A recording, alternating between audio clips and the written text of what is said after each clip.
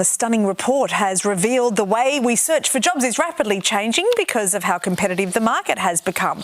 Once recruiters would work for companies scouting for talent, now it's being flipped around with more job seekers paying agencies to get them interviews. Yes, it is called reverse recruiting, pitching people to companies and negotiating the best offer. And to tell us more, futurist Michael McQueen joins us live in studio. Good morning to you. Good morning. Why is this happening so much more? Well, I think it is the tightening job market, but there are other factors at play too. So AI is making it so much harder to stand out. So many job applicants are getting screened based on keywords and sometimes things that they don't even know are determining whether they get an interview or not. So this is a bit like getting a buyer's agent for finding a house. It's tapping into that hidden job market where these jobs might not even be available publicly yet, but you can get in early. That's part of the benefit. How much are people paying? It can be a percentage-based thing or it can be project-based. So there's no industry standard yet. It's still very early days, but you'll find many white-collar roles, executive roles.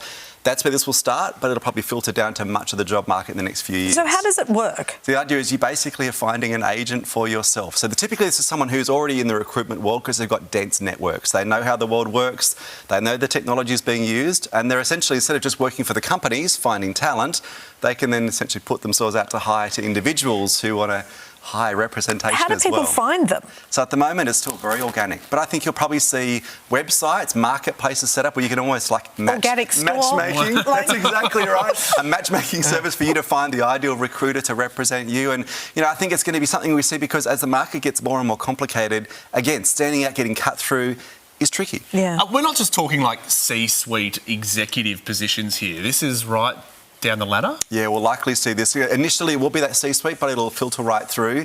But interestingly, for those who can't afford to get a recruiter to represent them, and there are things we can all do to try and stand out. One of the big things right now I'm seeing is a number of colleagues doing micro-credentials with places like Stanford and Harvard. These are a couple of $100 for 6-month courses, all remotely on, let's say, AI fundamentals.